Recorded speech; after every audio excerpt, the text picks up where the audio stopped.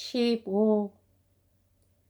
나타시아는 이날 아침부터 잠시도 틈이 없었으므로 자기를 기다리고 있을 것을 생각하여 볼 여유가 전혀 없었다.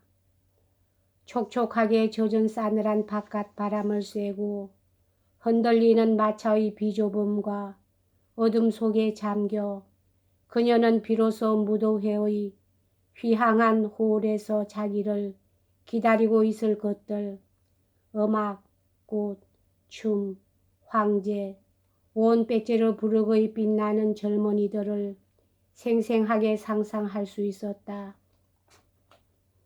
그녀를 기다리고 있을 이러한 것들은 모두 정말이라고 믿어지지 않을 만큼 아름다워 춥고 비좁은 어둑한 마차 안의 인상과는 판이한 것이었다. 마차 대는 곳의 붉은 나사 위를 지나 현관으로 들어가서 모피 외투를 벗고 소냐와 나란히 어머니 앞에 서서 휘황하게 비치는 청청대의 꽃 사이로 걸어갔을 때 나타샤는 비로소 자기를 기다리고 있는 것을 깨달았다. 그녀는 그때에야 비로소 무도회에서 어떻게 처신하여야 할 것인가를 생각하고 무도회에서의 처녀에게 반드시 필요하다고 생각되는 엄숙한 태도를 취하려고 애썼다. 그러나 다행히도 그녀는 자기의 눈망울이 요리조리 대로 그린다는 것을 느꼈다. 그녀는 무엇 하나 똑똑히 볼 수가 없었다. 맥은 1분 동안에 100번이나 뛰었고 피가 심장 근처에서 두근거렸다. 그 때문에 나타시아는 오히려 우스꽝스럽게 보였을는지도 모르는 태도를 하지 않아도 좋았다. 그녀는 흥분 때문에 심장이 멎는 듯한 기분으로 걸음을 옮기면서 그저 그것을 감추려고만 애썼다. 그리고 이것이야말로 실로 그녀에게 가장 어울리는 태도였던 것이다. 그들의 앞뒤에도 역시 무도복을 입은 손님들이 나직한 목소리로 이야기를 주고받으면서 들어왔다. 청청대 여기저기에 쭉 걸려있는 거울들은 흰색, 하늘색, 핑크색 등의 옷을 입고 드러난 목과 손에 다이아몬드며 진주를 장식한 귀부인들의 모습을 비추고 있었다. 나타시아는 거울을 보았으나 그 비치는 모습으로는 자기와 다른 사람을 구별할 수가 없었다. 모든 것이 오직 하나의 눈부신 행렬 속에 녹아들고 있었다. 첫 번째 홀로 들어서려고 했을 때 이야기 소리와 발소리와 인사 등의 부드러운 소요가 나타시아의 귀를 멍하게 했고 등불과 반짝임은 더 한층 그녀의 눈을 부시게 했다. 벌써 1시간 동안이나 입구에 서서 들어오는 사람들에게 어서 오십시오 하고 판에 박은 말을 되풀이하고 있던 주인 내외는 로스토프네 사람들과 베론스카야의 일행도 똑같은 말로 맞아들였다. 같은 흰 옷을 입고 같은 장미꽃을 검은 머리에 꽂은 두 처녀가 똑같이 자리에 앉았지만 여주인의 눈은 자기도 모르게 날씬한 모습의 나타시아 위에 오래 머물렀다. 찬찬히 바라보고 있는 그녀의 웃는 얼굴에는 그 주인으로서의 미소 외에 무엇인가 유다른 것이 있었다. 어쩌면 나타시아를 바라보고 있는 동안에 자기의 황금처럼 귀중했던 다시 돌아오지 않는 처녀 시절과 처음으로 나갔던 무도회를 연상했는지도 모른다. 주인도 나타시아를 바라보며 백작에게 어느 쪽이 영예냐고 물었다. 정말 매혹적입니다. 그는 자기 손가락 끝에 키스하면서 이렇게 말했다. 홀에서는 손님들이 황제를 기다리면서 입구에서 붐비고 있었다. 백작 부인은 이 무리의 맨 앞줄에 서 있었다. 나타샤는 자기에 대해서 묻고 있는 여러 사람의 목소리를 듣고 자기를 응시하고 있는 것을 느꼈다.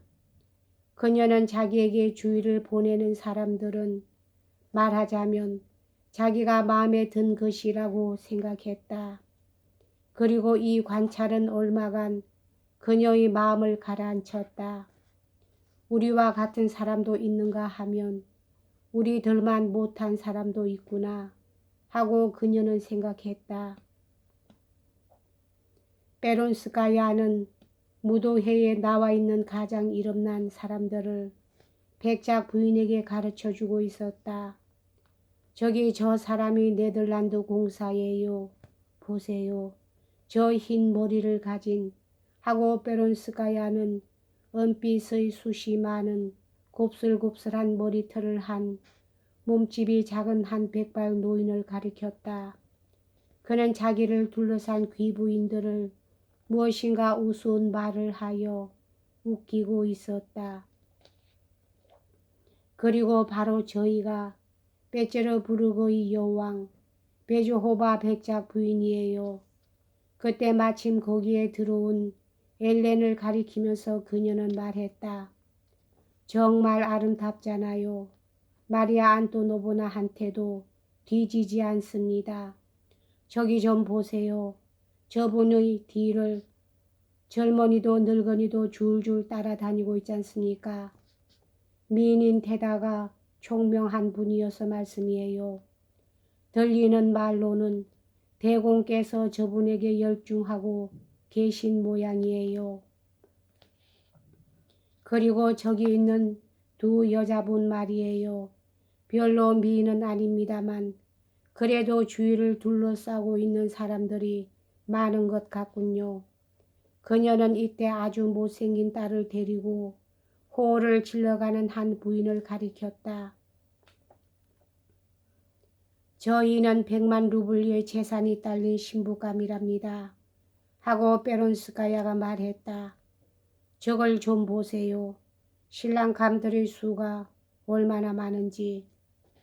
저것은 베조호바 부인의 오빠인 아나톨리 꾸라긴입니다.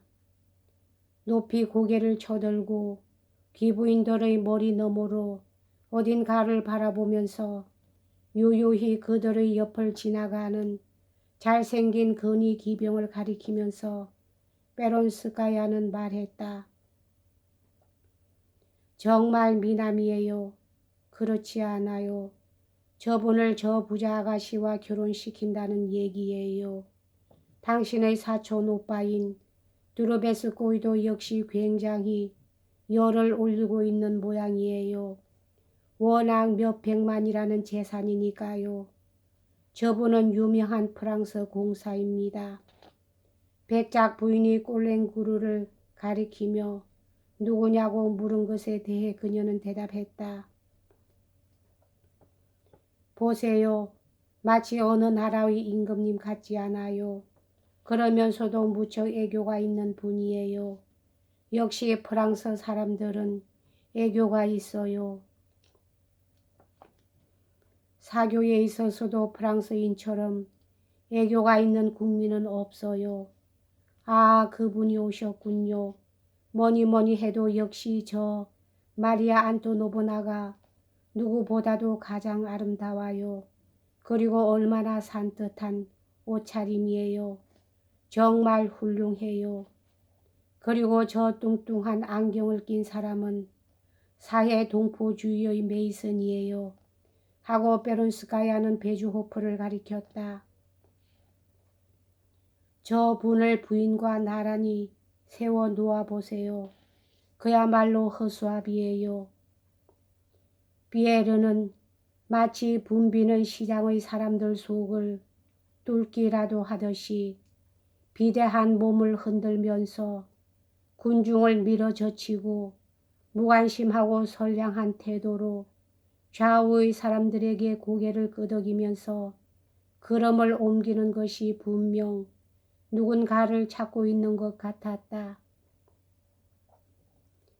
나타시아는 베론스카야가 허수아비라고 한 피에르의 눈에 익은 그 얼굴을 가슴을 두근거리면서 바라보고 있었다.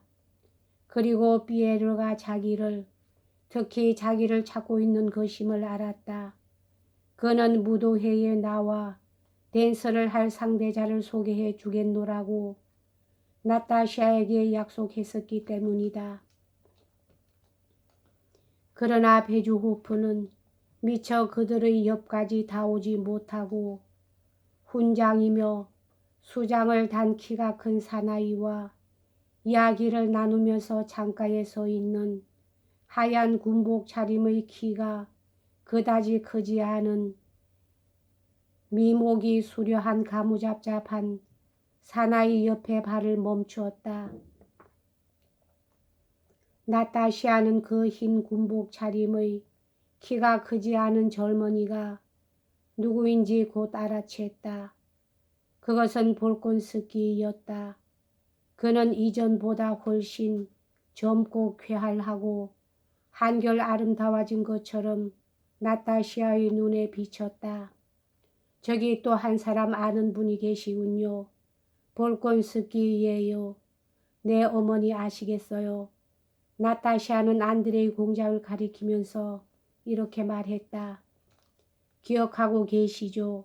저분은 어떠라도 노예 마을의 집에서 묵으신 적이 있지 않아요. 어머나, 저분을 알고 계세요. 하고 베론스카야가 말했다. 나는 저 사람이 질색이에요. 비가 오게 하든지 날이 개게 하든지 모두 그에게 달려있다. 는 사람이에요. 그렇지만 어쩌면 저렇게도 뽀기고 있담. 분수도 모르고 아버지를 닮아가는군요. 스페란스키와 관계를 맺고 무슨 법안을 쓰고 있는 모양이더군요. 보세요. 부인네들을 대하고 있는 저 모습. 여자분이 무엇이라고 얘기를 하고 있는데도 저분은 외면을 하고 있잖아요.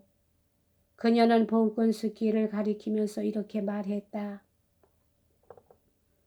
만약 저 사람이 저런 짓을 나한테 한다면 나는 정말 사정없이 창피를 주겠는데.